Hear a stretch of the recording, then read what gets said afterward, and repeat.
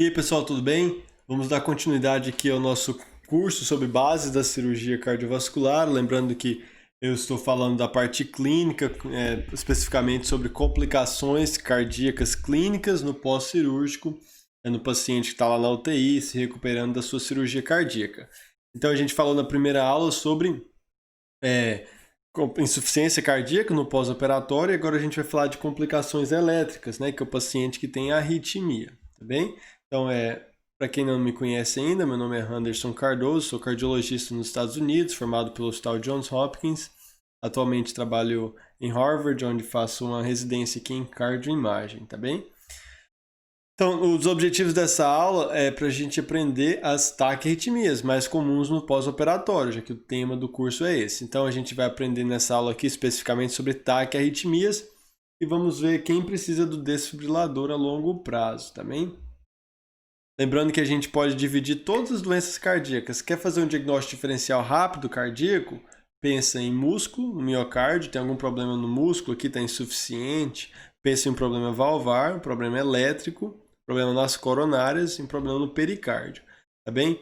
Então, falando especificamente nas aulas de hoje, nós vamos falar sobre complicações elétricas, as arritmias.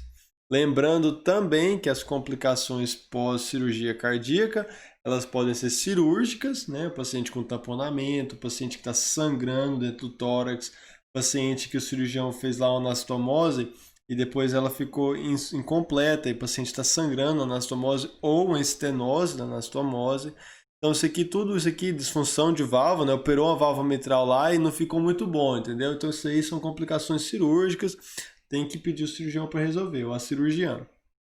E tem as complicações clínicas, que é o paciente com insuficiência cardíaca ou o paciente com arritmias. Também a gente vai falar aqui na aula de hoje. Antes de entrar no tema da aula, quero convidar vocês mais uma vez para participarem do curso intensivo de ECG. Quer aprender eletro de verdade? Quer ter domínio no seu plantão? Quer saber diferenciar um supra de uma pericardite, infarto com supra de pericardite? Um ataque ventricular de um ataque supraventricular sem supra? Perdão, ataque ventricular de um ataque supraventricular com bloqueio de ramo? Tá certo? São perguntas muito importantes e você precisa ter competência nisso aí, tá bem, pessoal? Tem que saber eletro. Vai dar plantão de urgência? Tem que saber eletro. Vai lá, o paciente vai chegar infartando, é lá.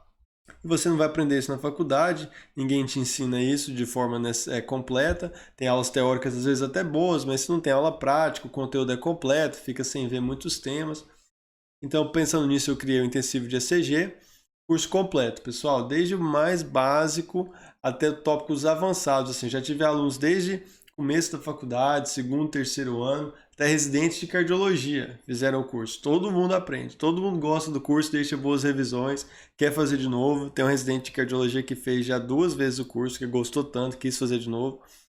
Então, vocês vão gostar bastante, independente do seu nível de treinamento. Desde que não seja assim alguém que nunca viu eletro antes, aí eu acho melhor esperar. Mas se você tem qualquer noção básica, faz o intensivo de ECG e domine o assunto. Tem a apostila teórica e prática, exclusivas do curso.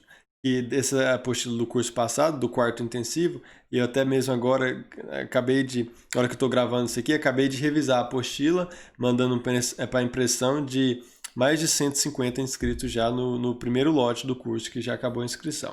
Certo? Então não fique de fora, o próximo curso vai ser só ano que vem, nem sei quando, então faça logo esse que vai ser em outubro, tá bem? Essa aqui é a turma do último intensivo de ECG, tivemos 180 alunos naquela época, em junho, e aqui são as avaliações dos alunos, que são realmente extraordinárias. Vocês podem conferir lá no site do Intensivo de ECG ou no Instagram, @intensivo de ECG, clica na foto do curso passado e você vê lá mais de 50, 60 comentários excelentes mesmo. Aqui são as datas do próximo curso, tem 2 turmas, uma turma no meio de semana, outra turma no final de semana.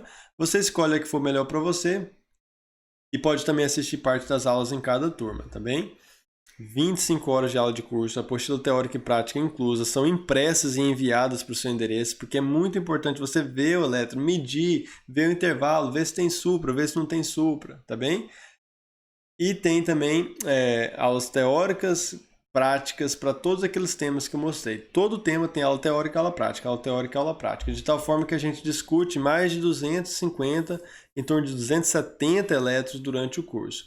E se você faz o curso, gostou do curso, Indicou para 3 amigos que se inscreverem em cursos futuros, você pode assistir o curso de graça no futuro, você ganha acesso vitalício. É uma promoção exclusiva até o 5º intensivo de ACG e para alunos de cursos passados, mas eu não vou manter isso aí a longo prazo, senão eu vou ter só ex-alunos lá na aula. Tá bem? Então, esse aqui está no preço de inscrição agora. Estamos no segundo lote no momento que eu estou gravando isso aqui, mas se você fizer a inscrição até 20 de setembro, você vai poder fazer a inscrição com o primeiro lote, que já acabou, com esse site aqui, intensivodeacg.com/cardio, tá bem? E agora então vamos falar da nossa aula. Qualquer dúvida eu estou à disposição no e-mail, no Instagram, no site também tem o contato lá. Então vamos começar essa aula aqui de taquiarritmias com um caso clínico. Esse homem de 68 anos tem antecedente de hipertensão, está no 3º dia pós-cirúrgico de revascularização miocárdica, perdão. Aí ele está evoluindo bem, sem complicações inicialmente, aí no 3º dia pós-operatório tem essa taquiarritmia que eu vou mostrar. Tá bem? O paciente está hemodinamicamente estável nessa arritmia, mas está sintomático, né? Está com palpitações, tá bem? Então, que arritmia é essa? Vamos aprender na aula de hoje, tá bem?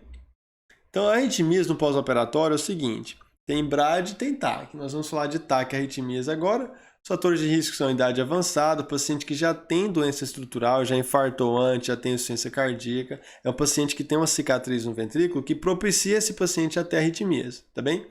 Paciente com comorbidades, um trauma cirúrgico extenso, ou seja, quanto mais longa a cirurgia, mais tempo de clampeamento de aorta, mais tempo isquêmico do coração, maior o trauma cirúrgico. Esse paciente vai ter mais complicações depois.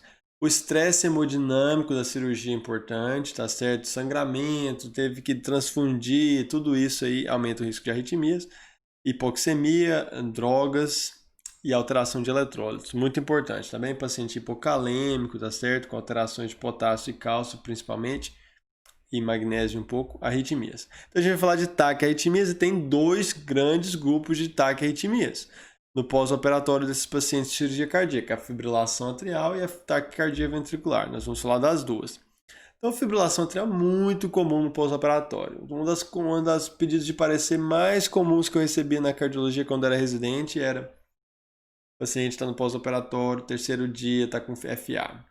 Tá bem? Isso é o tempo todo. Então, se o paciente vai fazer uma revascularização mais válvula, vamos supor que o paciente tem estenose aórtica.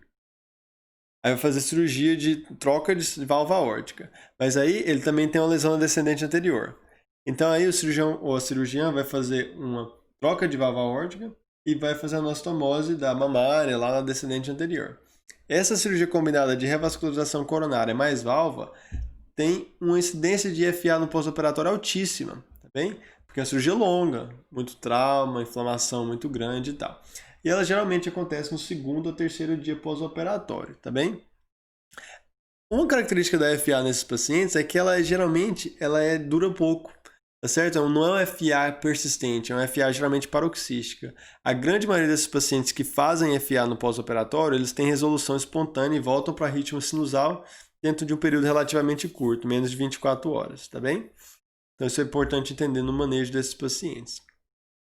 E quando você tem FA, pessoal, no pós-operatório, em qualquer outra situação, no seu plantão, o paciente chegou lá, palpitações, FA e tal, você tem que pensar nas implicações hemodinâmicas disso, tá certo? É um paciente instável hemodinamicamente, é um paciente que está isquêmico por causa da FA. Então, como que a FA afeta a hemodinâmica do paciente? É o seguinte, primeiro é porque você perde contração atrial. A fibrilação atrial, eu esqueci de falar aqui, é totalmente errático, é atividade elétrica totalmente bagunçada e desorganizada no átrio, não tem mais contração atrial eficiente, bem, tem uma bagunça elétrica lá, tá certo? Como se fosse um curto-circuito lá, não é assistolia, não é um átrio parado, mas ele também não contrai, ele fica fibrilando, tá bem? Então você perde a contração atrial, você perdeu ali parte do enchimento do ventrículo, lembra que o ventrículo enche de 2 maneiras, enche passivamente no início da diástole, quando ele relaxa, a válvula mitral e tricúspide abre e o ventrículo enche, simplesmente passivamente. E no final da diástole, o átrio contrai e geralmente contribui em torno de 25% da pré-carga ventricular. Se você perdeu essa contração atrial, pronto, você perdeu aí 20, 25% do seu débito cardíaco, porque você não tem mais contração atrial. Outra coisa, se o paciente está indo muito rápido, ele não vai ter mais tempo de diástole. Diástole é onde ocorre o enchimento ventricular antes da contração. Se você está indo a 170, 160 batimentos por minuto, A diástole, ó, fica curtinha. Aí sobra menos tempo para encher o ventrículo. Além disso, sobra menos tempo para perfundir a coronária. A coronária perfunde na diástole, o ventrículo contrai, joga sangue para a aorta. Aí a aorta, em diástole, vai relaxar, o sangue vai voltar para a raiz da aorta, a válvula aórtica está fechada e o sangue entra na coronária. Mas se você tem pouco tempo de diástole, você tem pouco tempo de perfusão da coronária. Além de diminuir a oferta de oxigênio, por todos esses motivos que eu falei, o paciente com FA e taquicardia e alta resposta ventricular tem um aumento da demanda de oxigênio, porque está batendo rápido o coração, precisa trabalhar, precisa de oxigênio. Então você tem uma diminuição da demanda, perdão, um aumento da demanda e diminuição da oferta, tá certo? Isso causa isquemia. Aí o paciente pode ficar hipotenso, pode ter isquemia, pode ter insuficiência cardíaca. E você tem que procurar essas complicações no paciente com FA, tanto no pós-operatório quanto no paciente que está lá no plantão, tá bem? Então a fibrilação, o diagnóstico, vamos falar do diagnóstico agora, do eletro, obviamente você faz diagnóstico com eletro, tá bem? Na FA, você tem uma frequência de despolarização atrial muito alta. O átrio, igual eu falei, totalmente errático. Então, é uma bagunça acontecendo ali, 200, 300 vezes por minuto, desorganizado, sem uma contração efetiva. Então, não tem onda P. E o ventrículo? O que o ventrículo vai fazer? Na FA, pessoal, o ventrículo vai bater de acordo com o nó atrioventricular. Porque no átrio tem uma abundância de atividade elétrica, desorganizada, bagunçada e tal. Só que o nó atrioventricular serve como um filtro, impedindo que toda essa atividade elétrica saia do átrio e chegue no coração, no ventrículo. Porque se acontecesse isso, o ventrículo também ia fibrilar. Se todo o estímulo elétrico atrial passasse para o ventrículo, não tivesse uma barreira, o átrio está fibrilando, o ventrículo ia estar fibrilando. Mas o nó AV protege. Mas se for um nó AV muito rígido, que consegue conduzir muito rápido, o paciente vai ter uma alta resposta ventricular, ou seja, uma frequência cardíaca muito elevada. Pode ser 170, 180, 150. Mas se o nó atrioventricular estiver bloqueado por remédios, ou for um paciente mais idoso, que tem um nó AV mais doente, aí a resposta ventricular pode ser controlada entre 60 e 100, ou baixa, quando o paciente está em FA, ou seja, o átrio está batendo muito rápido, desorganizado, e o ventrículo tem uma frequência abaixo de 60. A gente chama isso de baixa resposta ventricular. Vamos ver os exemplos? Olha aqui, isso aqui é importante para... Vamos primeiro caracterizar a FA. Não tem onda P organizada, e o intervalo RR, o intervalo entre os complexos QRS, é totalmente irregular, desorganizado. Cada intervalo RR aqui é diferente, não tem onda P. Então, é FA. Aí, além de caracterizar que é uma FA, você tem que caracterizar se é uma alta, baixa ou resposta ventricular controlada. Nesse caso aqui, a frequência está muito alta, muito mais de 100. Então, é FA com resposta ventricular alta. Olha aqui outro exemplo, tá bem? FA. Por que é FA? Ritmo totalmente irregular e não tem atividade atrial organizada. Muito cuidado para não ser confundido com isso aqui. Você olha no eletro e vê algo que parece uma onda P, mas ela não se reproduz, não está presente de forma consistente, tá certo? Então não é uma onda P isso aqui. Isso aqui é só uma manifestação da atividade elétrica no átrio, mas não é uma atividade elétrica organizada. Não se repete, não está presente de uma forma consistente no eletrocardiograma. E o ritmo é irregular. Ritmo é irregular. Então, ritmo irregular, não tem onda P, FA. Então, esse aqui não é onda P. Esse que eu circulei aqui também não parece onda P. Mas você vê que ela não se repete no eletro. Então, aqui lá foram resposta ventricular alta. Aqui, só mostrando para vocês um exemplo, que é o nó AV que determina a frequência ventricular. Porque o átrio está batendo muito rápido aqui. E o nó AV está ali como um filtro, tá bem? Impedindo a passagem excessiva de estímulos para o ventrículo, tá bem? Então, olha aqui, alta resposta ventricular, que a gente já viu esse exemplo. Aqui, pessoal, uma resposta ventricular controlada. A frequência aqui, vamos supor que seja 80, né? 1, 2, 3, 4, 5, 6, 7, 8, 9... em torno de 84 batimentos por minuto. Então, está entre 60 e 100. E FA é irregular e não tem onda P organizada. Então, tenham isso na cabeça. Ritmo irregular e não tem onda P organizada, fibrilação atrial. Aí vai para o próximo passo, que é caracterizar se é uma resposta ventricular alta, controlada ou baixa, tá bem? Olha aqui o exemplo EFA, o ritmo é irregular e não tem onda P organizada. Pronto, você caracterizou o FA. Agora você vai ver a resposta ventricular. 1, 2, 3, 4, 5. Em torno de 50 batimentos por minuto. Perdão, em torno de 36 batimentos por minuto. Então, aqui a gente tem uma resposta ventricular baixa. O nó AV aqui, ele está ou muito doente ou está muito bloqueado por drogas.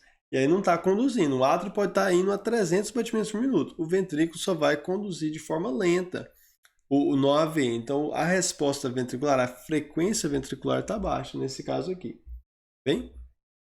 Então, vamos falar de algumas definições aqui em fibrilação atrial. Olha aqui, ó. FA não valvar é FA na ausência de estenose mitral moderada ou severa e ausência de válvula mecânica. Então, vamos supor, o paciente tem FA e tem estenose mitral severa. Aí é FA valvar. Outro exemplo, paciente com FA e uma insuficiência mitral leve. Insuficiência mitral. Tem doença valvar? Tem, mas não é estenose mitral moderada ou severa e não é uma válvula mecânica. Então, isso aqui é uma FA não valvar. Outra definição, em relação ao tempo de FA. A FA que dura até 7 dias e some, ou porque você cardioverteu o paciente, ou porque resolveu espontaneamente, a gente chama de FA paroxística. A FA que continua por mais de 7 dias, a gente chama de FA persistente.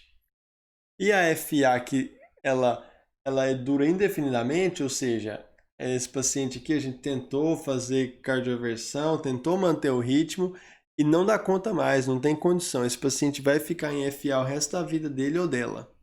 Então isso aí, quando você abdicou de tentar controlar o ritmo cardíaco, abdicou de tentar controlar o ritmo sinusal, aí a gente fala que tem um FA permanente, vai seguir com o paciente essa FA aí o resto da vida do paciente.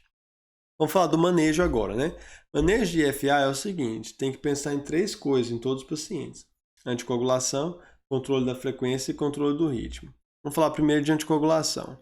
Importante saber que o paciente com FA tem um risco tromboembólico elevado. O átrio não está contraindo, pode formar estase sanguínea lá, e aí você forma um coágulo que vai para o cérebro e pronto, dá um AVC. Ou qualquer outro evento tromboembólico, pode ir para o intestino, causando isquemia mesentérica, para a periferia, enfim. Esse risco tromboembólico depende de outros fatores de risco. Então, a gente usa o sistema Chladni-Vesky para fazer essa pontuação. Então, o paciente com insuficiência cardíaca ganha 1 ponto, hipertensão ganha 1 ponto e assim por diante. O número de pontos nesse Chladni-Vesky vai te dar o risco tromboembólico. Então, o paciente, por exemplo, que tem 76 anos, ganha 2 pontos. Tem diabetes, ganha mais 1 ponto. E tem doença arterial coronariana, ganha mais 1 ponto. Aí com 4 pontos, o risco tromboembólico é um pouco mais, mas em torno de 4% por ano, tá bem? Esse Chladni-Vesky é importante porque vai guiar a anticoagulação, eu já vou falar sobre isso. E como que a gente anticoagula esses pacientes? Pode ser com anticoagulantes orais diretos, como a apixabana, rivaroxabana, dabigatran, edoxabana. Pode ser com a varfarina, que é um antagonista da vitamina K. Ou, em alguns casos, principalmente quando o paciente está internado, você pode fazer anticoagulação parenteral, com heparina não fracionada, enoxaparina, enfim. E quem é que precisa de anticoagulação, pessoal? É o seguinte, isso aqui é importante, esse slide. É o paciente que tem FA mais FA valvar. Se o paciente tem FA valvar, estenose mitral moderada ou severa. Ou então o paciente com válvula mecânica. Tem que estar anticoagulado, obviamente. Vai ficar anticoagulado com varfarina. Se o FA não valvar e o Chladni-Vesky é maior ou igual a 2 em homens ou maior ou igual a 3 em mulheres, tem que anticoagular. Se for 1 em homens e 2 em mulher, aí você pode, mas também não é necessário anticoagular esse paciente. É um risco tromboembólico intermediário abaixo. E outro paciente que precisa de anticoagulação é o paciente com FA e cardiomiopatia hipertrófica. Independente do Chladni-Vesky, esse paciente tem que anticoagular. Tá bem? E se o paciente com FA valvar, já falei, você precisa de varfarina. Valvar, varfarina. Mas se é um FA não valvar, o DOAC, né, que é um anticoagulante direto, ele é preferível à varfarina. Tá certo? Tem menos sangramento menos sangramento intracraniano e tem alguns estudos que apontam que talvez tenha uma incidência menor de eventos tromboembólicos, mas de forma geral é equivalente e é muito mais conveniente para o paciente, obviamente. O problema é só o custo. Vamos voltar agora para o ambiente pós-cirúrgico. Como que a gente vai fazer? Porque agora a gente tem um paciente que acabou de operar, fez cirurgia cardíaca, está no segundo dia pós-operatório, ainda tem um monte de tubo, tem tubo no tórax para tudo quanto é lado, e é um paciente que talvez ainda tenha um sangramento leve, e agora entrou em FA. O que você faz? Você vai anticoagular? É o seguinte, lembra que aqueles chats vessos que eu falei para vocês, o risco aqui tromboembólico é por ano. Então, se você dividir isso aí em dias, você vai ver que o risco tromboembólico a curto prazo, em alguns dias, é baixo. Porém, o risco de sangramento, se você iniciar heparina, iniciar um anticoagulante, é alto. O paciente acabou de operar, uma cirurgia grande, tá certo? Então, o risco de anticoagular no pós-operatório, ele é geralmente maior que o risco tromboembólico. Então, se é um paciente que tem indicação de anticoagulação e está em FA, aí você vai iniciar o anticoagulante quando o risco de sangramento não é tão alto. Aí depende de uma conversa com o cirurgião e ver qual que é o melhor momento, ou a cirurgiã. Mas não precisa fazer de imediato, FA, vamos anticoagular. Não, peraí, e se o paciente sangrar dentro do tórax aí, se fizer um tamponamento cardíaco? Então você tem que julgar isso aí. O risco tromboembólico a curto prazo é baixo e o risco de sangramento é alto, tá bem? Se tiver válvula mecânica é diferente. Se o paciente tem uma válvula mecânica e entrou em FA, o risco tromboembólico é muito alto. Aí sim você tem que iniciar de uma forma mais precoce a anticoagulação. A gente falou de anticoagulação, vamos falar agora de frequência cardíaca. Como que a gente vai fazer isso? Lembra que eu falei que o paciente faz FA e se no AV conduzir rápido, vai ter uma resposta ventricular elevada. Vai ser um paciente que vai ter uma frequência ventricular muito alta. Então você tem que ter uma estratégia para controlar a frequência cardíaca em todos os pacientes com FA. Nem sempre você precisa do remédio, mas você precisa pensar em controle da frequência cardíaca. Vamos supor que é um paciente de 85 anos que tem FA e quando ele entra em FA, a frequência cardíaca é 90, é 95, ou seja, uma frequência ventricular controlada. Por quê? Porque o paciente tem um NOAV de 85 anos. Então, é um NOAV que não é tão rígido mais, não consegue conduzir rápido. Então, nesses casos, você talvez não precisa dar nenhum bloqueador do NOAV para esse paciente. Ele se controla por si mesmo. Mas no paciente que vai rápido, que conduz muito rápido, você não quer deixar o paciente indo a 140, 150. Aí você tem algumas opções para controlar a frequência cardíaca. Beta-bloqueador. Bloqueador de canal de cálcio não dihidropiridínico, como o diltiazem e verapamil. Esses são os preferíveis. Como terceira, quarta linha, você vai utilizar outros remédios, mas que não são primeira linha. Amiodarona, digoxina, e se tudo falhar, você pode tentar ablar no átrio ventricular, ou seja, você queima a comunicação entre átrio e ventrículo com radiofrequência. E aí, você fez agora um BAV total. Obviamente, esse paciente precisa de um marca-passo, mas o átrio não vai mais conduzir para o ventrículo. Agora não vai ter mais alta resposta ventricular. Então, você vai tentar atingir um controle da frequência cardíaca abaixo de 80 batimentos por minuto. Se a fração de ejeção for preservada e o paciente for assintomático, você pode ser um pouco mais leniente, pode deixar ele ter uma frequência em repouso até 110 batimentos por minuto. Eu coloquei aqui dos guidelines americanos todas as suas opções, tanto intravenosa como uso oral, para controlar a frequência cardíaca nesses pacientes. Beta-bloqueadores geralmente são preferíveis. O problema é que às vezes o paciente está ali com a pressão não tão alta. Se você fizer muito bloqueador, você vai precipitar uma hipotensão, choque cardiogênico, algo nesse sentido. Então, às vezes é um pouco difícil manejar isso aí. Por fim, além de fazer controle da frequência cardíaca, na FA a gente tem que pensar em controle do ritmo. O que é controle do ritmo? É o seguinte, tem um paciente com FA na minha frente, eu tenho que decidir se eu vou tentar restaurar e manter esse paciente em ritmo sinusal. Então, quais são os pacientes que precisam de ficar em ritmo sinusal? Precisam de um controle de ritmo? É o seguinte, paciente com instabilidade hemodinâmica, chegou lá no seu plantão, está com FA, e a frequência cardíaca está 140, e o paciente está hipotenso, diaforético, hipoperfundindo, extremidades frias, tem que fazer, está instável hemodinamicamente. Então esse paciente não pode ficar em FA, ele não tolera FA, tem que fazer cardioversão, a gente já vai falar. Então essa é a primeira situação, paciente instável hemodinamicamente. Qual que é a outra segunda situação em que você precisa tentar controlar o ritmo do paciente, deixar ele ou ela em ritmo sinusal? quando você tentou fazer só o controle da frequência cardíaca e o paciente permaneceu com sintomas. Ou então você deu um beta-bloqueador para controlar a frequência cardíaca e ele não tolerou o beta-bloqueador, teve um efeito colateral. Então, se o paciente não tolerar os remédios ou tomou o remédio e continua com a frequência alta, continua sintomático, você não vai deixar esse paciente sintomático em FA, você vai fazer o controle do ritmo. Outra situação onde o paciente precisa de uma tentativa de controle do ritmo. Tem um grupo de pacientes que entram em FA por algumas semanas ou meses e aí evoluem com insuficiência cardíaca. A FA em si causa insuficiência cardíaca. A gente chama isso de taquicardiomiopatía. Esse paciente, quando você controla o ritmo e mantém ele em ritmo sinusal, aí o paciente reverte a insuficiência cardíaca, volta a ter FE normal, fração de ejeção normal, enfim. Tá bem? Outra situação onde a gente tenta controlar o ritmo é o paciente jovem que é muito sintomático em FA. Vamos supor que um paciente lá de 45 anos tem FA de vez em quando. Acontece isso de algumas pessoas jovens terem FA. Aí esse paciente, vamos supor que ele tem FA a cada 3 ou 4 meses.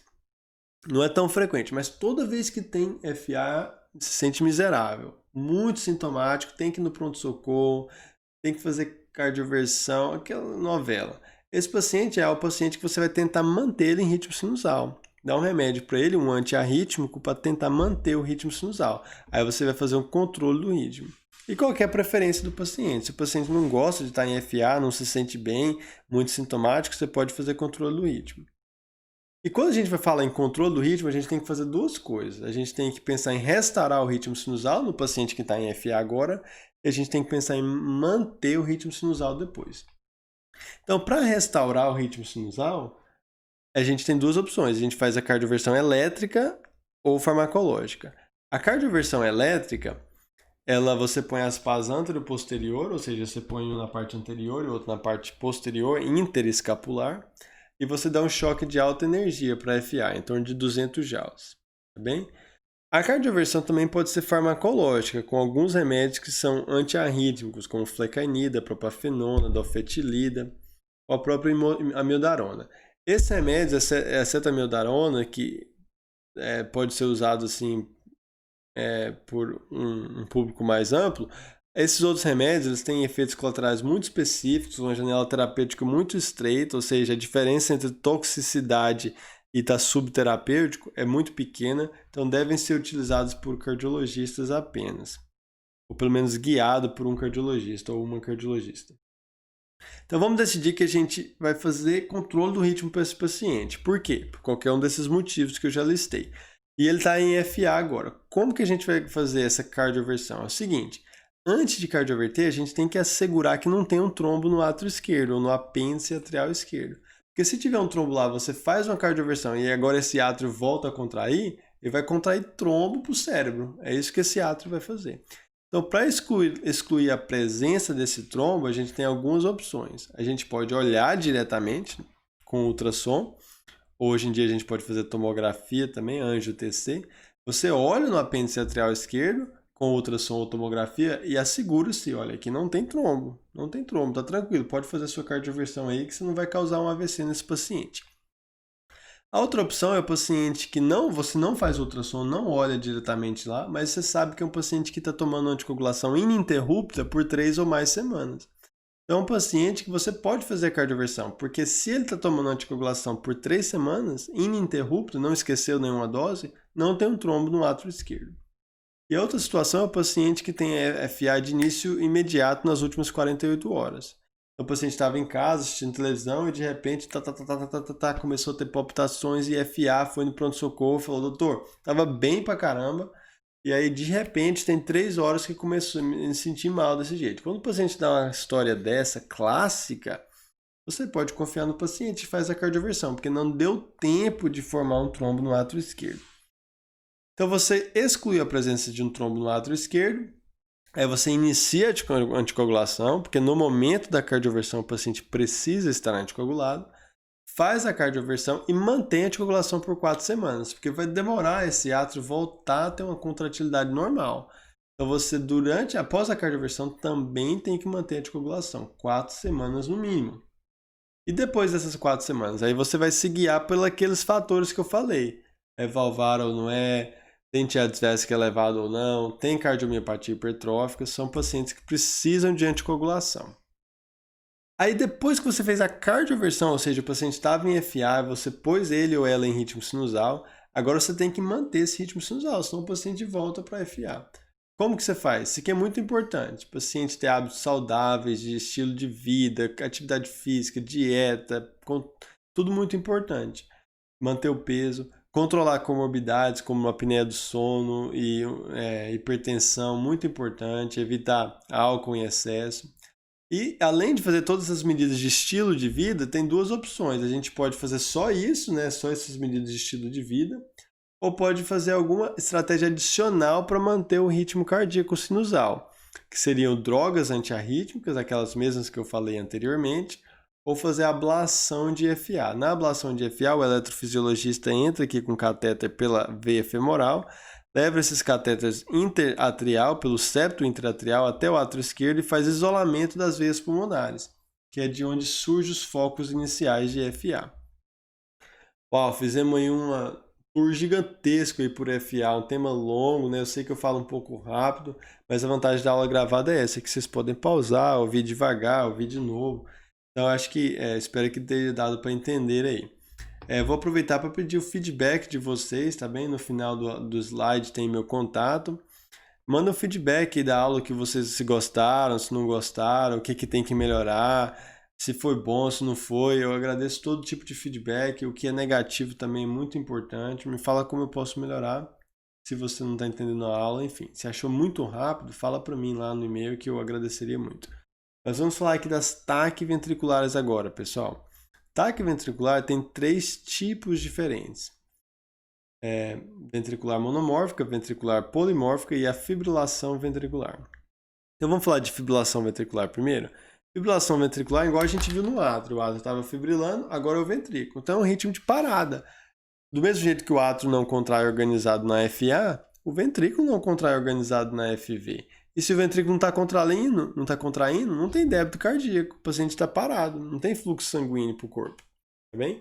Então é um ritmo caótico, desorganizado, não tem QRS identificável, não tem QRS organizado, identificável, e é um ritmo de parada. A gente vai conduzir esse paciente de acordo com a CLS. Não dá tempo, né? Uma aula separada falar sobre a CLS, mas basicamente você vai fazer cardioversão imediata desse paciente, desfibrilação imediata desse paciente, e fazer instituição de ACLS com reanimação precoce, ininterrupta, vai fazer as drogas vasoativas do ACLS, enfim, tudo aquilo, drogas antiarrítmicas. Então, isso aqui é a FV, fibrilação ventricular. Olha o exemplo aqui, importante reconhecer. Não tem QRS organizado, uma bagunça esse ritmo aqui, totalmente caótico, errático, desorganizado. No ventrículo não tem QRS organizado. E o paciente está parado, não tem pulso. Então é FV. Vamos falar agora de TACs ventriculares. TAC ventricular monomórfico é o seguinte. O paciente tem uma cicatriz no ventrículo, tá bem? Porque infartou previamente, porque tem insuficiência cardíaca, seja lá o que for. Aí dentro dessa cicatriz tem áreas heterogêneas de condução. Tem tecido viável lá no meio, tem fibrose. E aí forma-se dentro dessa cicatriz circuitos de reentrada de atividade elétrica, onde a atividade elétrica entra num lugar, sai daquele lugar, despolariza o miocárdio, volta para dentro daquele lugar e fica entrando e reentrando no mesmo lugar, causando esses circuitos que toda vez que o estímulo dá uma volta no circuito, estimula o ventrículo em si. E aí despolariza o ventrículo, gerando um batimento ventricular, só que é uma frequência muito rápida, por isso que é uma taquicardia ventricular. Tá certo? Não dá para falar em detalhes sobre como é isso no eletro, mas vou mostrar para vocês. Como o ritmo nasce no ventrículo, o QRS é alargado. Condição essencial para o manejo para entender essas taquicardias é que o QRS é alargado, tá bem? Então, esse é o QRS alargado. E outra coisa é que o ritmo é regular. Porque olha aqui, pessoal, o tempo que leva para dar a volta nesse circuito e despolarizar o ventrículo, ele é sempre fixo. Então, dá uma volta no circuito, despolariza o ventrículo. Dá outra volta no circuito, despolariza o ventrículo. E esse tempo é fixo. Tá bem? Então, vou falar aqui agora da conduta na ataque ventricular monomórfica. Olha lá. É o seguinte, você precisa estratificar o seu paciente. Está com ataque ventricular monomórfico? Olha para o paciente. O paciente está parado, faz a CLS, igual a gente falou, a CLS, desfibrilação imediata, reanimação cardiopulmonar, tudo aquilo. Agora, se o paciente não está parado, mas está instável, como assim instável? Hipotenso, hipoperfusão tecidual, alteração do estado mental, extremidades frias, o paciente que não está perfundindo o corpo. Está vivo, não tá parado, mas está instável hemodinamicamente, você não vai esperar o paciente parar. Então você não vai deixar ele em taque ventricular, você vai fazer a cardioversão sincronizada imediata. Se o paciente está estável, aí você vai cuidar dessa taquiarritmia, mas sem uma urgência tão grande. Aí você pode fazer a cardioversão elétrica ou farmacológica. Não vai deixar o paciente indefinidamente em taque ventricular, mas aí você tem tempo, pode fazer uma droga, um medicamento para reverter o ritmo, voltar para ritmo sinusal, ou pode fazer cardioversão elétrica. Então, isso aqui, pessoal, é aquilo que eu falei, tem que saber identificar o paciente instável, que está hipotenso ou com qualquer um desses sinais de hipoperfusão tecidual. E se o paciente estiver instável, tem que fazer cardioversão sincronizada urgente, tá certo? Vai fazer lá, vai monitorar o paciente, obviamente. Você vai fazer cardioversão sincronizada. O slide aqui é explicando como que faz. Você vai monitorar o ritmo, óbvio. Você vai ter monitoramento da pressão arterial, oxigenar o paciente. Tem que ter um material aí para via aérea, caso tenha algum problema durante a cardioversão. Tem que saber e ter o material disponível do ACLS. E você põe as pás antero-posterior, dessa maneira aqui, cede o paciente, varia de cada local como que você faz isso, mas você pode usar um benzodiazepínico em dose baixa, se o paciente não tiver hipotenso demais, né? Não vai dar benzodiazepínico e opioide o paciente que está lá quase parando. E aí você sincroniza o desfibrilador. O que é sincronizar? É começar a marcar os QRS para quando você entregar o choque para o paciente, você entregar o choque na hora do QRS, porque você quer que o choque caia em cima do QRS, não na onda T. Se cair na onda T, causa fibrilação ventricular. Bem?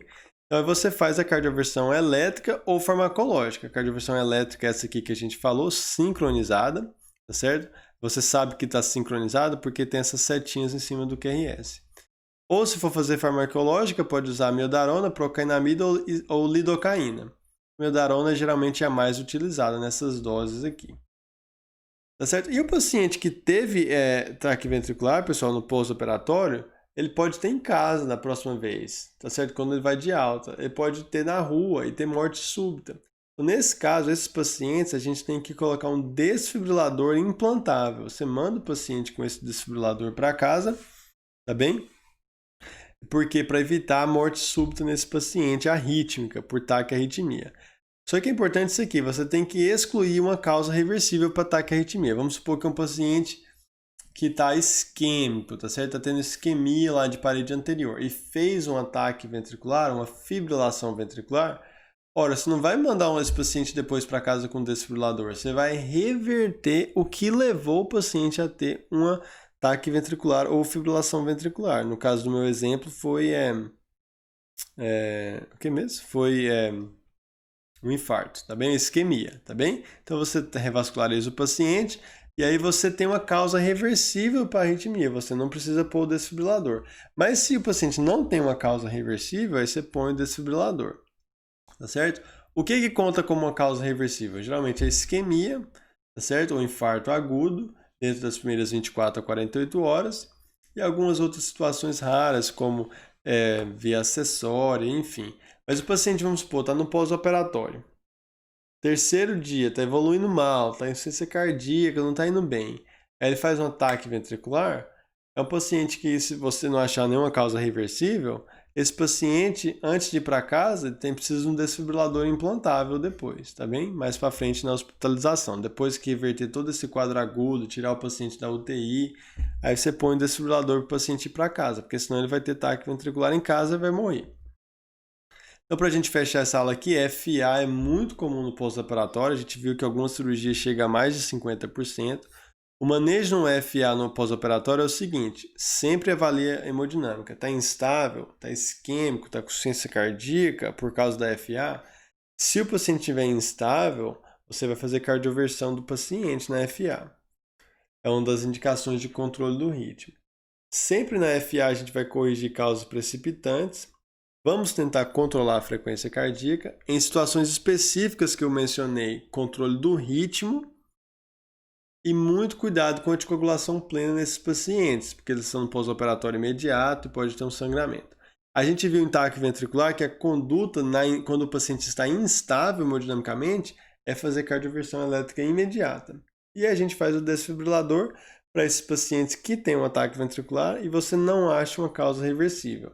Manda o paciente para casa com desfibrilador para ele não morrer em casa porque você não colocou o desfibrilador nele. Então, voltando no nosso paciente aqui, ó, ele teve aquele ritmo lá que era fibrilação atrial no terceiro dia, muito comum. Então, é um paciente que está muito rápido, certo? Você não precisa fazer cardioversão nesse paciente imediata, porque, igual eu falei, tem uma grande chance dele evoluir para voltar para ritmo sinusal nas próximas 24 horas. Está inflamado agora, está no pico da inflamação, terceiro dia.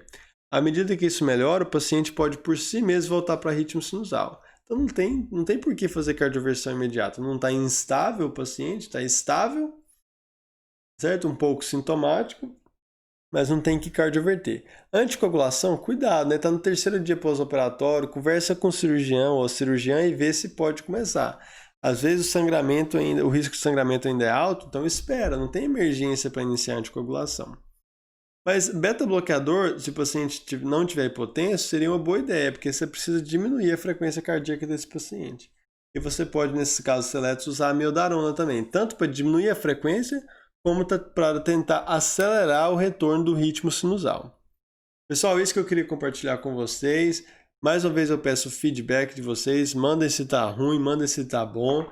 Tudo é muito útil no Gmail ou no Instagram. E me sigam no Instagram para mais conteúdo lá aberto sobre cardio, eletro e muito mais. Espero ver vocês no 5º curso intensivo de ECG, que será em outubro. Inscrições no site intensivodeecg.com ou no Instagram, tá bem, pessoal? Muito obrigado pela atenção e até a próxima aula agorinha sobre bradiarritmias e prevenção secundária. Tchau, tchau.